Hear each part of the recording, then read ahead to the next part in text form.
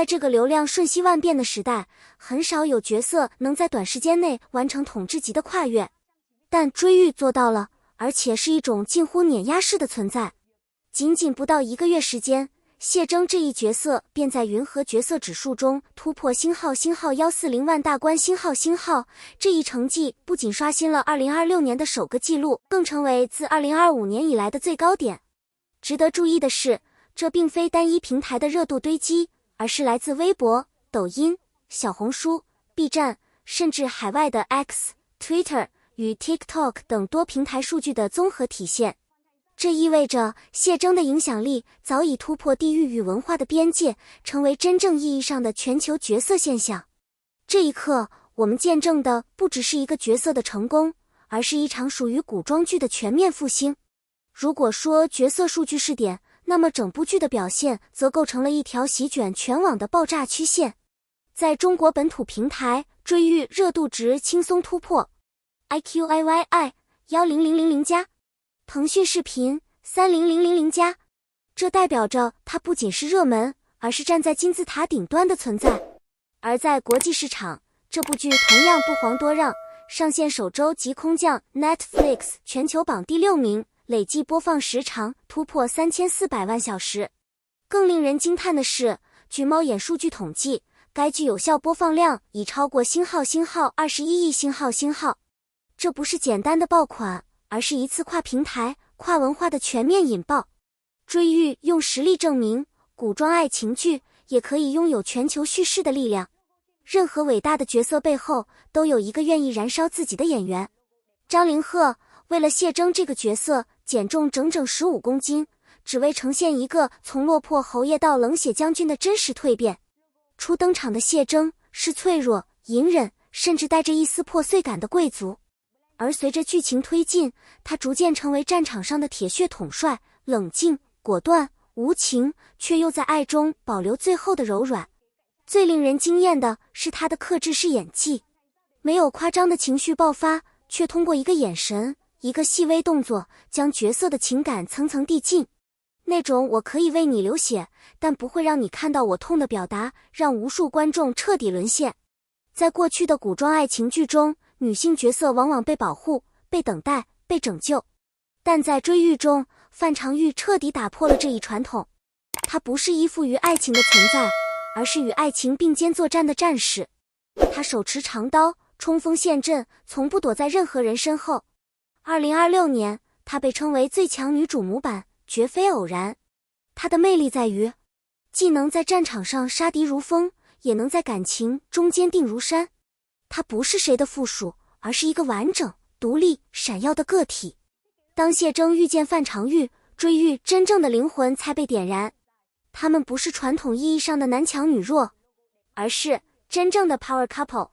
他可以为他流血赴死，他也可以为他提刀上阵。这段关系的核心不是依赖，而是星号对等与并肩星号。他们之间的誓言不是甜言蜜语，而是我的血为你的刀而流。这句话一出，直接封神。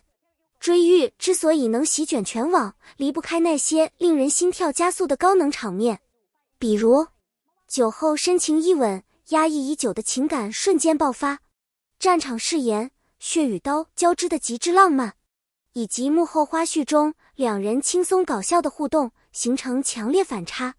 正是这种戏内燃炸、戏外治愈的双重魅力，让观众不仅沉浸剧情，更爱上演员本身。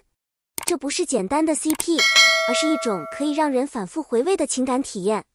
追玉的真正高明之处，并不只是讲述一个先婚后爱的故事，而是将这一看似熟悉的套路，打造成一场关于人性与情感的深度实验。一开始，谢征与范长玉的结合是冷静、理性，甚至带着算计的。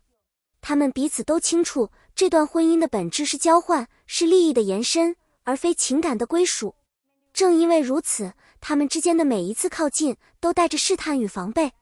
但真正让观众沉浸的是这种关系如何在极端环境中被重塑。战争的残酷，权力的压迫，生死的边缘，让所有伪装逐渐崩塌。当一个人愿意在危机中为另一个人挡下致命一击，当一句原本只是契约附加条件的承诺，逐渐变成内心无法违背的信念，爱情便悄然发生。这不是一见钟情的浪漫，而是共患难所淬炼出的情感纯度。更重要的是，追玉没有将爱情描绘成唯一的救赎。范长玉依旧坚持自我，谢铮也从未失去他的权谋与冷静。他们不是为爱改变自己，而是在爱中看见更完整的彼此。这种关系的成熟之处在于，不是你让我变成更好的人，而是我在你面前可以成为真实的自己。正因如此，当结局走向圆满时，观众所感受到的不只是幸福，还有一种历经风霜后的释然与尊重。这种情感厚度远远超越了普通爱情剧的甜与虐，成为真正值得反复品味的精神核心。追玉的爆火并非偶然，而是一种必然。它精准击中了当代观众的情感需求，也无形中向整个影视行业发出了一次强烈的信号。过去的古装言情往往依赖强男弱女的结构，通过保护与依附制造浪漫。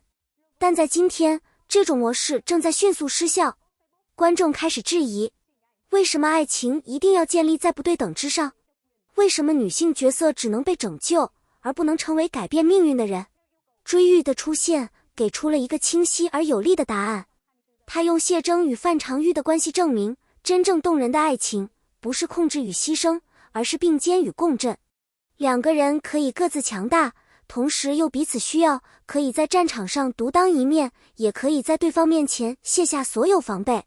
这种平等的亲密关系，正是当代观众最渴望看到的情感模式。更深层来看，这部剧还重新定义了英雄的意义。谢铮不再只是无所不能的完美男性，他也会脆弱、挣扎，甚至失败。而范长玉则用行动证明，女性同样可以成为叙事的核心驱动力。这是一种价值观的转变，从谁更强到如何一起更强。可以预见，在追玉之后，古装爱情剧将迎来一次结构性的变革。那些单一、扁平、依赖套路的作品将越来越难以打动观众。而追玉已经不仅仅是一部剧，它更像是一份宣言。未来的爱情叙事必须更真实、更对等、更有力量。当观众的审美被提升之后，行业也必须随之进化，否则就会被时代淘汰。感谢你看到这里。如果你也被追玉的故事打动，或者对谢铮与范长玉的爱情有自己的看法，欢迎在评论区留言分享你的观点。别忘了点赞、转发、发箭箱，并订阅我们的频道铃铛，获取更多精彩影视解析内容。你的每一次支持都是我们持续创作的最大动力。